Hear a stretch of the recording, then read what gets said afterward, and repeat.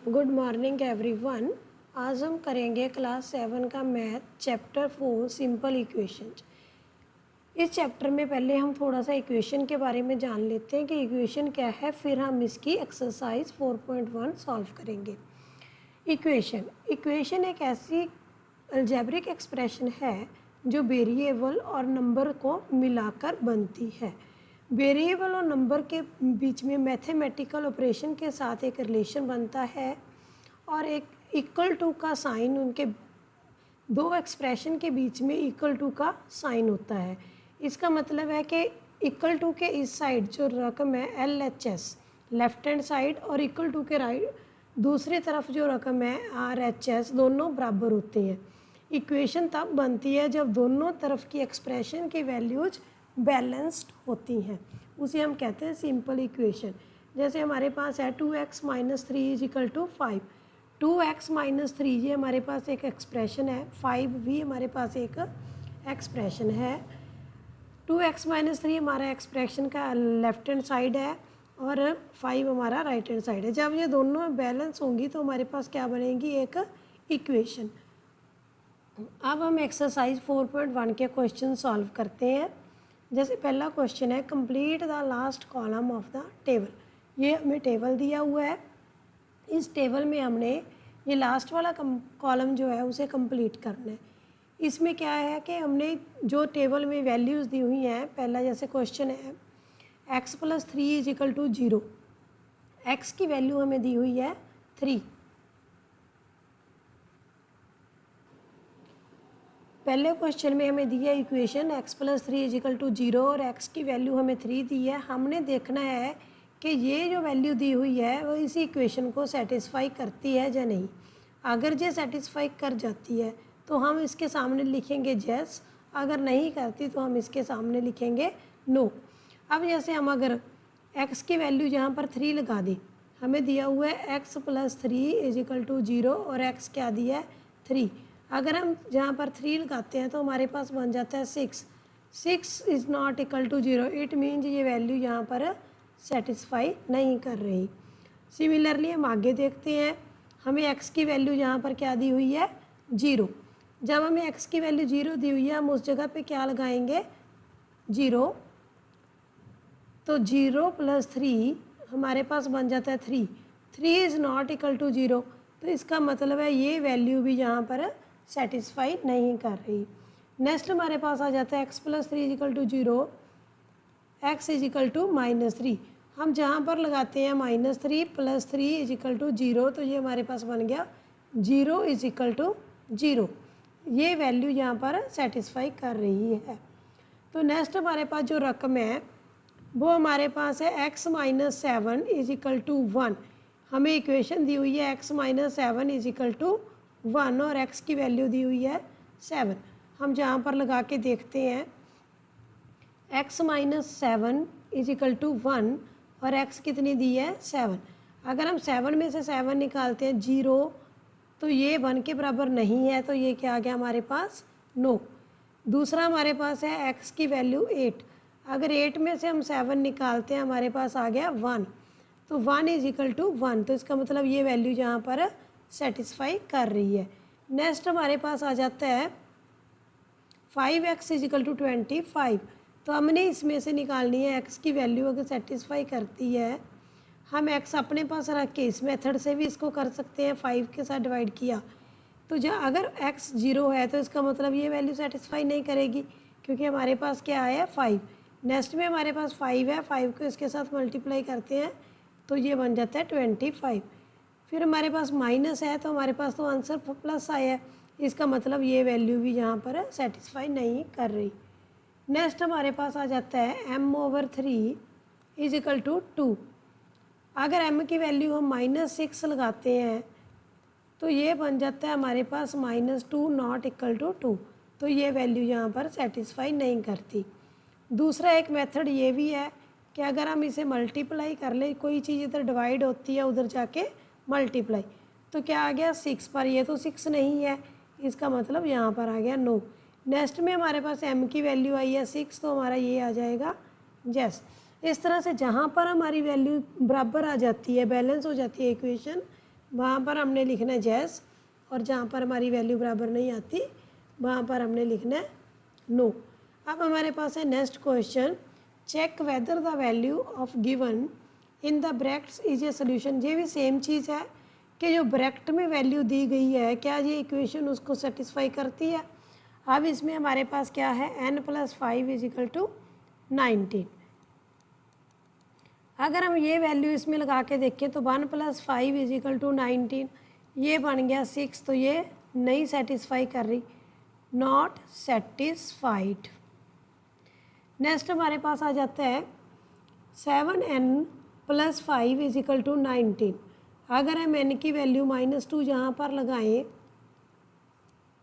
+5 = 19, ये बन गया -14 + 5 = 19, -9 = 19 विच इज़ नॉट सेटिस्फाइड।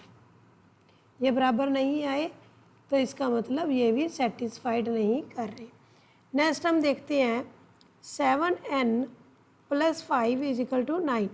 अगर हम n की वैल्यू 2 लगाते हैं, +5 = 19, n की वैल्यू हमें दी हुई है 2, अगर हम 2 लगाते हैं तो ये हमारे पास आ जाता है, यहाँ पर हमारे पास बन गया 14 + 5 = 9, 19 = 9। तो ये वैल्यू हमारी सेटिस्फाई कर रही है। तो इसमें हम क्या लिखेंगे कि यस, ये इसका सल्यूशन है। हम यहाँ पर लिखेंगे यस। नेक्स्ट हमारे पास आ जाता है 4p - 3 = 13, और p दिया हुआ है 1। 4 × 1 - 3 = 13। 4 - 3 क्या 1 13 के बराबर है, तो हम लिखेंगे नो, नॉट सेटिस्फाइड। नेक्स्ट हमारे पास आ जाता है 4p - 3 = 13। तो यहाँ पर है 4p - 3 = 13, p हमें दिया हुआ है -4, -4 × 4 - 3 = 13, ये बन गया -16, -3 = 13, -19। क्या ये -19 और 13 बराबर है, तो इसका मतलब नो। नेक्स्ट हमारे पास आ जाता है 4p - 3 = 13, p क्या दिया हुआ है 0, 4p, p की जगह हम लगा लेंगे 0 - 3 = 13, 0 - 3 = 13, -3 13 के बराबर नहीं है, तो इसका आंसर क्या आ गया, नो।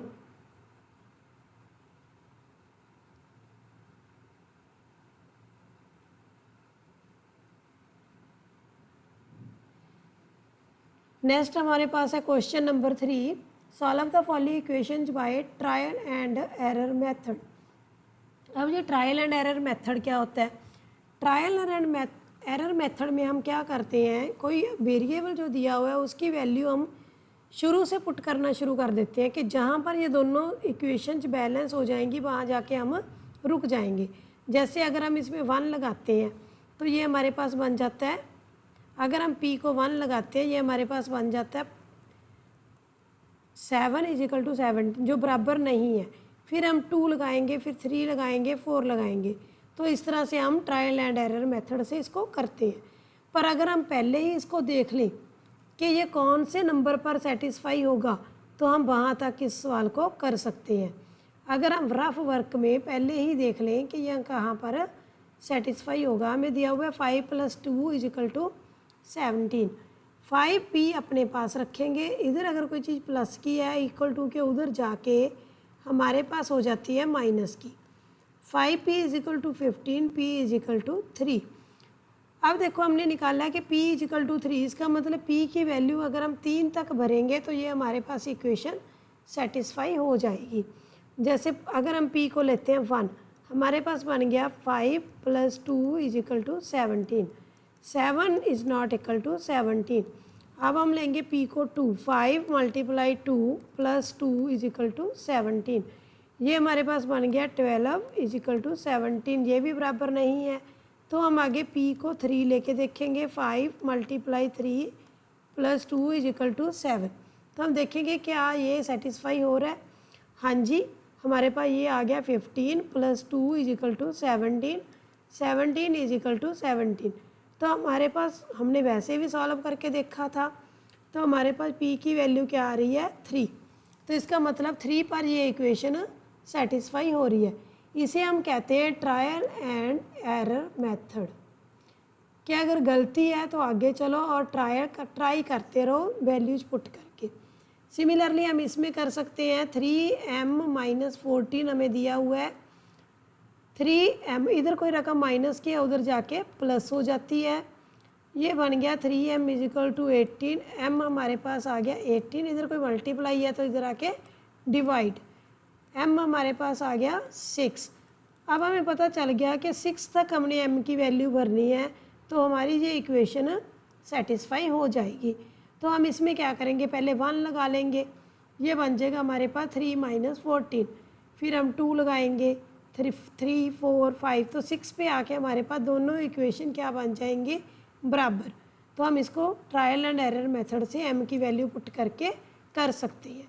नेक्स्ट हमारे पास क्वेश्चन आ जाता है right equation for the following statements. अब क्या है इसमें कि हमें कुछ स्टेटमेंट्स दी हुई हैं, उसको हमने इक्वेशन के रूप में लिखना है। जैसे the sum of number x and 4। Sum मतलब जोड़, किसी नंबर का जोड़। कौन से नंबर का, x का, और 4 का जोड़ क्या है हमारे पास, x और 4 का जोड़ हमारे पास है 9। इस 9 का मतलब = के बाद वाली रकम, तो हम इसे लिख सकते हैं x + 4 = 9। नेक्स्ट हमारे पास है 2 सब्ट्रैक्टेड फ्रॉम y, कि y में से 2 को सब्ट्रैक्ट करने से फ्रॉम वाली रकम आगे y - 2 = हमारे पास बन जाता है 8। नेक्स्ट हमारे पास है 10 टाइम्स a = 70। a का 10 टाइम्स, कि a को अगर हम 10 टाइम्स मल्टीप्लाई करते हैं वो हमारे पास क्या बन जाता है 70। तो हम इसे लिख सकते हैं 10a = 70। नेक्स्ट हमारे पास है, नेक्स्ट जो है हमारे पास the number b is divided by 5। b को किसके साथ डिवाइड किया है, 5 के साथ। तो हम लिख सकते हैं b/5 गिव्स मतलब = 6, कि b/5 हमारे पास क्या बन गया, 6 के बराबर बन गया। हमने लिखा b/5 = 6। नेक्स्ट हमारे पास है 3/4 ऑफ t। t का 3/4 हमारे पास क्या बन गया 15। हम इसे लिख सकते हैं 3t/4 = 15। 3t/4 = 15। नेक्स्ट है हमारे पास 7 times m + 7 get you 77। m का 7 टाइम्स, उसमें अगर हम 7 जोड़ दें तो हमारे पास बन जाएगा 7m + 7, हमारे पास = के बाद आ जाएगा 77। 1/4 ऑफ ए नंबर x, इस x का 1/4, x का 1/4 - 4, ये हमारे पास क्या आ जाएगा 4। तो ये हमारी इक्वेशन बन गई 1/4x / -4 = 4। नेक्स्ट हमारे पास है इफ़ यू टेक अवे मतलब लेना। If you take away 6 from 6 times y, अगर तुम 6 टाइम्स y में से 6 निकाल लेते हो तो हमारे पास रह जाता है 60। ये हमारी इक्वेशन है। नेक्स्ट है इफ़ यू ऐड 3, अगर आप 3 ऐड कर देते हो, किस में ऐड करना है, 1/3 ऑफ z। इसमें अगर हम 3 ऐड कर देते हैं तो हमारे पास आ जाता है 30। तो इक्वेशन हमारे पास क्या बन गई, 1/3 ऑफ z + 3 = 30। तो अब हमारे पास नेक्स्ट क्वेश्चन आ जाता है 5 question. Right the following equation in statement form. जैसे हमने 4th क्वेश्चन में स्टेटमेंट से इक्वेशन लिखी थी, उसी तरह अब हमने इक्वेशन से क्या लिखना है, स्टेटमेंट। जैसे p + 4 = 15, तो इसमें हमारे पास क्या है, सम ऑफ p एंड 4। हम क्या लिखेंगे statement, sum of number p and 4 is 15। Next हमारे पास है m माइनस 7। तो 7 हमने किस में से निकालना है, 7 सब्ट्रैक्टेड फ्रॉम m इज 3, कि हमारे पास 7 m में से 7 निकाल के कितना आ जाता है 3। 2 टाइम्स, देखो अब हमारे पास है 2 टाइम्स m इज 7। नेक्स्ट हमारे पास है m divided by 5, the number m divided by 5 we get 3, कि हमारे पास कितना आ जाता है 3। नेक्स्ट हमारे पास है 3/5 ऑफ m, देखो हम रकम से पता चल रहा है 3/5, हम यहाँ पर लिखेंगे 3/5 of number m is 6। Next question है हमारे पास 6 पार्ट इसका, 3p + 4 = 25। ये हमारे पास क्या है 3 times a number p + 4, 3 times a number p + 4 we get 25, के 3 टाइम्स नंबर में 3 टाइम्स p में अगर हम +4 कर देते हैं तो हमारे पास क्या आ जाता है 25। नेक्स्ट हमारे पास है 4p - 2, 2 सब्ट्रैक्टेड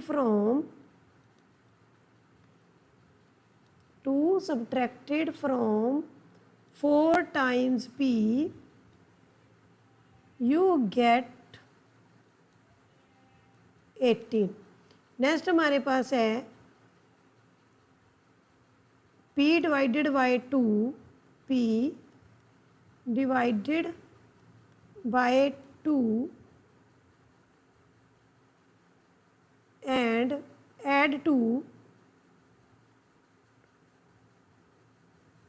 सॉरी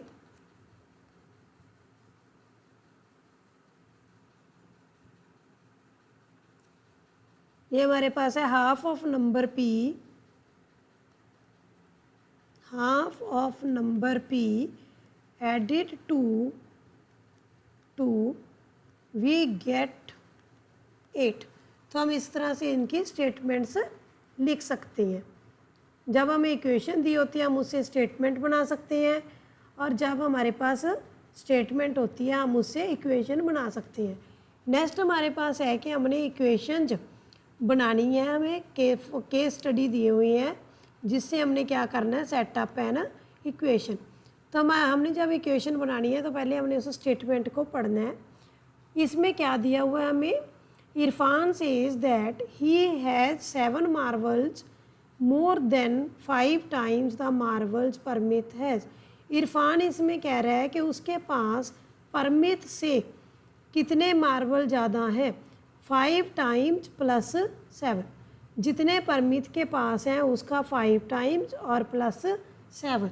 तो इसकी इक्वेशन बनाने के लिए हम क्या करेंगे, लेट द मार्वल्स, हम सपोज कर लेंगे कि उसके दोस्त के पास कितने मार्वल्स हैं, लेट मार्वल्स परमित हैज़, कि परमित के पास कितने मार्बल हैं x।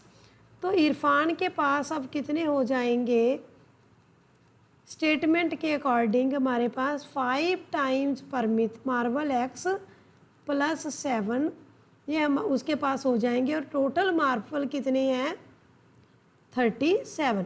तो हमारे पास टोटल मार्बल जो है 37। तो हमारी इक्वेशन क्या बन गई, 5 टाइम्स परमित मार्बल x + 7 = 37। तो इस तरह से हम इक्वेशन सेटअप कर सकते हैं। नेक्स्ट हमारे पास दी हुई है problem, Lakshmi's father is 49 years old, कि लक्ष्मी का फादर 49 साल का है, ईयर्स का है। He is 4 years older than, वो 4 साल बड़ा है लक्ष्मी की एज के 3 गुना से। कि लक्ष्मी की एज के 3 टाइम से वो 4 टाइम्स बड़ा है। तो हमने क्या करना है, लेट हम सपोज कर लेंगे कि लक्ष्मी की जो प्रेजेंट एज है वो है x ईयर्स या y ईयर्स। वो अपनी मर्जी है कि हमने x लेना है या y लेना है। तो हमारे पास अब उसके फादर की एज क्या आ गई, अगर हम उसके फादर की प्रेजेंट एज निकालें तो ये 3 times Lakshmi's age plus 4 is equal to 49, क्योंकि उसके फादर की एज तो 49 है, तो हम यहाँ पर लिखेंगे 49। तो इक्वेशन हमारे पास बन गई 3x + 4 इज इक्वल टू 49। अब एक नेक्स्ट क्वेश्चन है हमारे पास, the teacher tells the class that the highest marks obtained by a student in her class is twice the lowest marks plus 7। Teacher class में बता रही है कि जो हाईएस्ट मार्क्स obtain करने वाला बच्चा है उसने कितने मार्क्स obtain किए हैं, twice the lowest marks plus 7, कि जिस बच्चे ने सबसे कम मार्क्स लिए हैं उसमें 7 अगर प्लस कर दे तो वो क्या है, हाईएस्ट मार्क्स हैं। तो अब हाईएस्ट स्कोर क्या है, 87। इसमें हमने क्या करना है, लेट द लोएस्ट स्कोर मान लो, हम इसे L मान लेते हैं। तो हाईएस्ट स्कोर हमारे पास क्या आ जाएगा, twice the lowest marks, twice मतलब 2 times lower L plus 7 is equal to 87, क्योंकि ये हमारे पास गिवन है। तो इक्वेशन क्या बन गई हमारे पास, 2L plus 7 is equal to 87। Next हमारे पास क्वेश्चन है,